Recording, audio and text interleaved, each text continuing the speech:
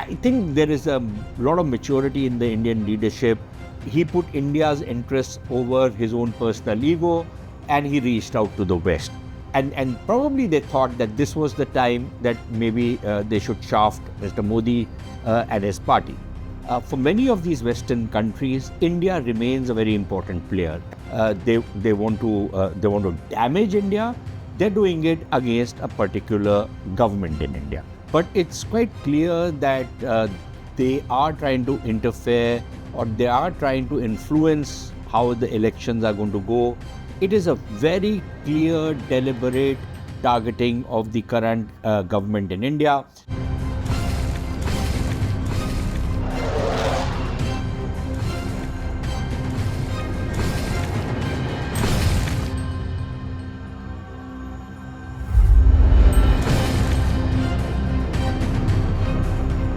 Recently, the Russian Foreign Ministry spokesperson set the cat among the pigeons when she referred to what she called blatant US interference in the Indian election process. Now, there very clearly is a feeling that Western countries, in particular the United States and some of its allies in the West, are trying to play certain fiddles to interfere and meddle in the Indian election process. It's not very clear if they're doing it directly by either funding some parties or funding some campaigns, but it's quite clear that they are trying to interfere, or they are trying to influence how the elections are going to go by using the traditional networks, the Western media. And anybody who thinks Western media is completely independent and does objective reporting and does not publish handouts given to them by their deep states is living in cloud cuckoo land. So very clearly there are these slanted reports which are coming out, and there has been this analysis which has been prepared by Mr. Shekhar Vempati, who has come out and given an entire list of headlines which have appeared in Western press, which are entirely one-sided. There is no nuance, there is no effort to understand. It is a very clear, deliberate targeting of the current government in India, and that is why this sentiment has gone around that some kind of interference, some kind of influencing of the election process is happening. Now, again, not that this is something unique. This is something which has happened in the past, not just in India, but in other countries. In fact, so much so that even the Americans have complained that the Russians or the Chinese were trying to interfere in their elections. The Canadians have done this, but Canadians are a completely different ball game altogether. And other countries have also expressed apprehensions of countries like China and Russia meddling into their affairs. So again, nothing new. The Americans have done the same thing in a number of countries. Of course, after the Russians made the allegations, the US State Department denied doing any such thing and claimed that they are lily white and pure, very nice people, angels, who never do these kind of nasty things, but everybody knows that that's not true. But that's not the point. The Americans denied it. The Indian Foreign Office, Ministry of External Affairs spokesman also kind of ducked it, but said that, look, anybody who thinks that they can interfere in an Indian election and actually sway it is completely off the mark. It's not going to happen. But let us not also forget that the Indian External Affairs Minister, Dr. Jaishankar, had some times back said publicly that he'd taken a shot at the Western media and said that the Western media feels that it is entitled to not just comment on what is happening in India, which is very much, it's a right to do.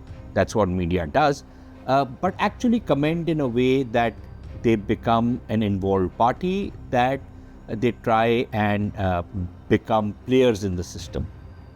And clearly, that is stretching the notion of journalism a bit too far. And I think there is a growing sentiment, that many of these guys in the West think that they're entitled to interfere in what's happening in India. Now, if India was an irrelevant country, if India did not matter, if the Indian economy was not growing at the pace it's growing and becomes very attractive to the rest of the world, a lot of this would not be happening, because, who cares what happens in a country which is not happening. But the thing is that there is a growing profile of India, so there is, of course, a growing interest in India. Much of that interest is ill-informed, entirely ignorant, biased, prejudiced, in some cases very racist, and in many cases very Hindu-phobic. But some of that interest is also very ideological, very political, and very strategic. And which is why everybody wants that they should be able to become players in the Indian system.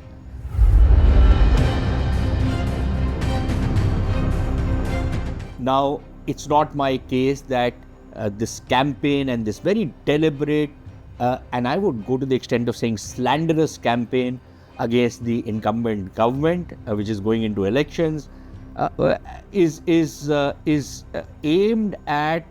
It's not aimed at India per se. It's aimed at this government. And I say this because for many of these Western countries, India remains a very important player. They want to be partners with India, but they want to be partners with India which is obsequious to them, which is obedient to them, which puts Western interests above Indian interests, which follows the lead of the West, which will not buy oil from Russia because the West does not want us to do it, and will not buy oil even if it is in India's interest, something which this government has done. So there are a range of issues on which they have started having problems with India, because India is not towing their line on everything. And this despite the fact that we keep talking about partnership and growing areas of cooperation, convergences between the West and India. So there are these. The reason why they are doing it is not because they want to damage India. They're doing it against a particular government in India. It's not as though, and I don't believe that that is going to be the case, that if this government was to be replaced by some other government, maybe the style would be different, maybe that government would not be as upfront about defending India's interest, but I don't think that they would put Western or American or British or anybody else's interests above India's interests. But they would, they would hem and haw, and they would speak in a somewhat roundabout manner. But I don't think that even if this government was to be replaced by any other government, which is what many people in the West would desire, would be dreaming of, that an alternate government in India would do things very differently in substantive terms than what this government is doing. So, and yet I think there is a feeling in the West, again, maybe out of ignorance, because most Western journalists, for example, who come into India are parachute journalists who think that by reading 2 books on India, maybe reading some book written 20 years back, Idea of India, who knows what that person's idea of India was.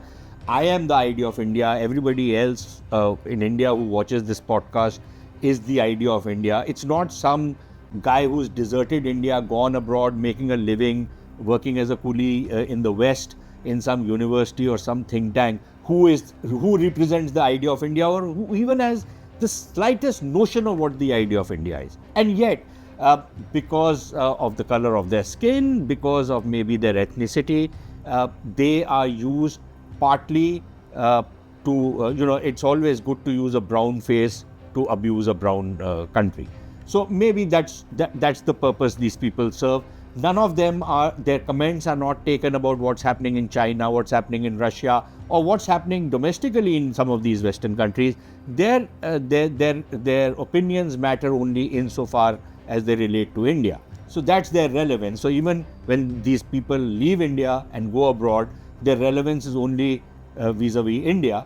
But because they need to fit into a certain scheme of things which is there in the West, they have to take and they have to toe a certain line. Maybe they are brainwashed, and if they are not, then they have to toe a certain line which disses anything which is very, very proudly Indian, very aggressively and assertively Indian. So I think some of that is happening.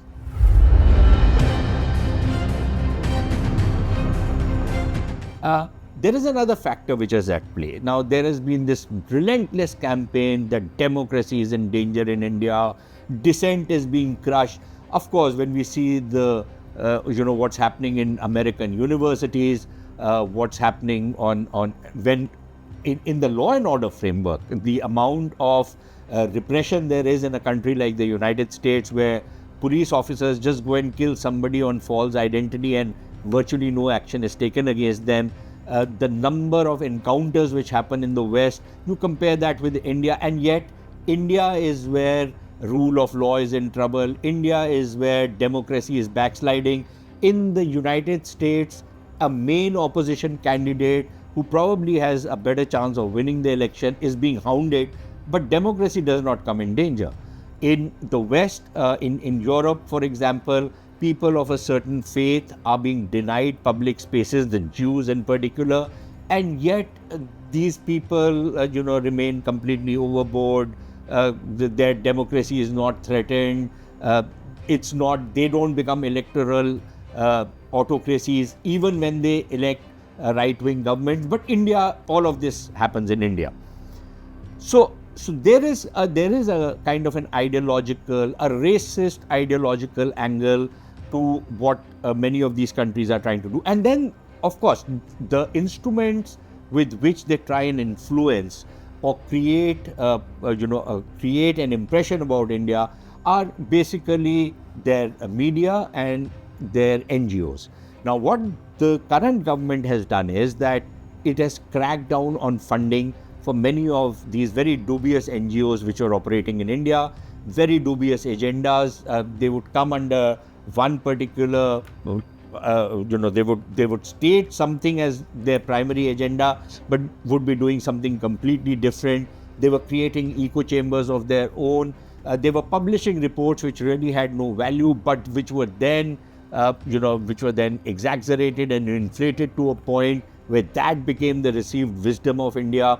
So there has been this major crackdown on this NGO mafia which was operating, the funding which was coming. So that has hurt these guys.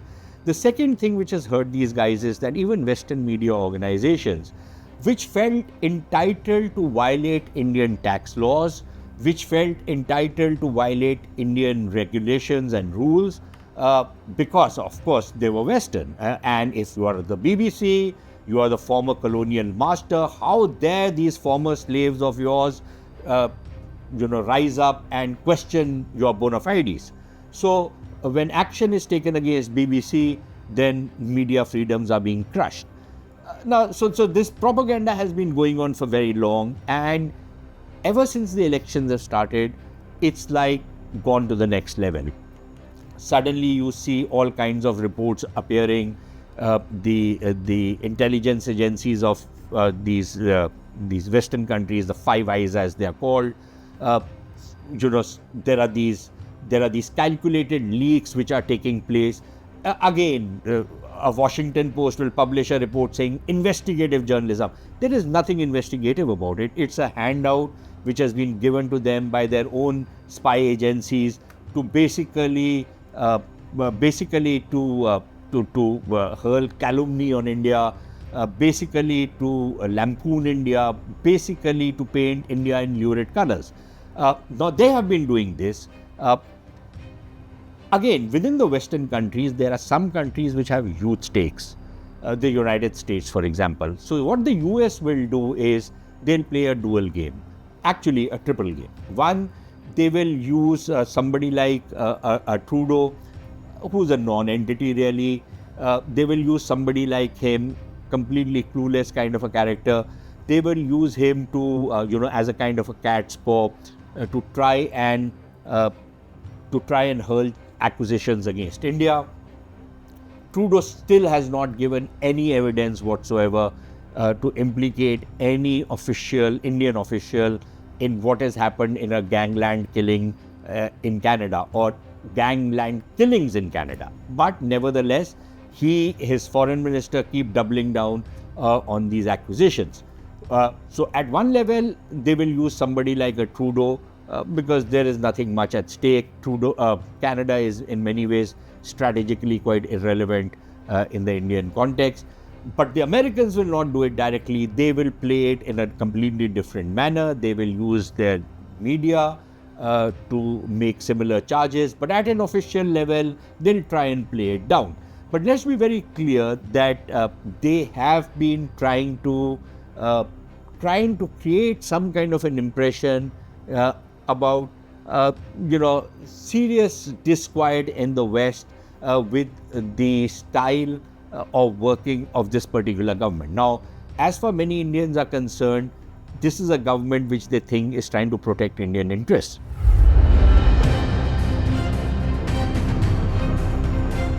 So I'm not very sure that these efforts which have gone, apart from creating bad blood, suspicion and distrust in the Indian minds over what the Western plans are, what the West is actually trying to achieve. I think what they've managed to achieve, not just against India, but against a range of countries which are their partners, allies, and what have you. What this Western establishments have managed to do, liberal establishments, I should say, is successfully alienate many of these countries. And I think they're trying very hard to do the same with India. How successful they're going to be, I don't know. What exactly their game plan is, I'm not entirely sure. But I think what they're going to manage to achieve is certainly alienate somebody like India. I think there is a lot of maturity in the Indian leadership, which will probably, like Mr. Modi did in 2014, despite the very shabby treatment he had received, particularly from the Americans and some other Western countries, while he was chief minister in Gujarat. He put India's interests over his own personal ego, and he reached out to the West. But the West continues to have this very supercilious attitude, and probably they thought that this was the time that maybe they should shaft Mr. Modi and his party. They can try it. Even if they are successful, I don't see how anybody who succeeds Mr. Modi is going to do anything very differently in terms of substance. Maybe in style, of course, they could. So, I think what is going to happen is that there will be a lot of suspicion and distrust of the West and the way they are trying to meddle in India's affairs. That's certainly going to happen. And while I would agree with what the Ministry of External Affairs spokesperson said, that he does not believe that they'll be really able to interfere in India's election, I think what, at the very minimum, what is trying to be conveyed to the Indian electorate is that many people in the Indian electorate feel that the current Modi government has managed to raise India's profile. Now, that India's profile has actually been raised in the international community is a matter of fact. I don't think that's deniable. But what they're trying to do is pull that impression down a peg or two to show that, yeah, maybe India might have risen, but this particular government isn't exactly the most preferred or the most liked government. So maybe, the people in India should reconsider their voting preferences. Western media organizations are openly saying it. They will openly write, not that anybody gives a damn about what a Financial Times or a Guardian or some other rag in the West writes. Nobody reads them anyways, except for some people who will probably read what these people have written. If The Economist makes a certain recommendation, and frankly speaking, every time The Economist makes a certain recommendation, the results are completely opposite. And hopefully, they're making some recommendation this time again. And I'm pretty sure that the result will be completely opposite to what The Economist would be desiring. Similarly, with many of the other liberal rags which are published in the West, but they have absolutely no compunctions in openly coming out and telling the Indians, these brown natives, which way they should vote. They can try it, but I think the Indian electorate is smart enough.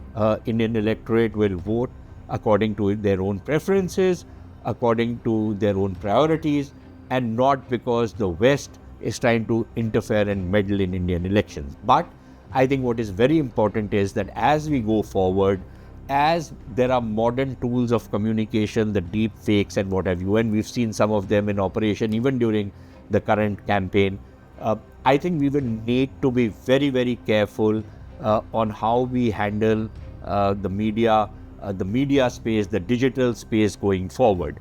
I think whoever comes into power after the election will have to undertake certain exercises to bring in certain laws, rules, regulations to ensure that this kind of meddling is not allowed. If this opens them up to further charges of democratic backsliding, stifling of dissent, muzzling the media, what have you, so be it. But I think any government in India needs to protect the interests of India, needs to put the interests of India and the Indian electorate above everybody else. And if that means clamping down on some of these technologies or the misuse of some of these technologies, then so be it.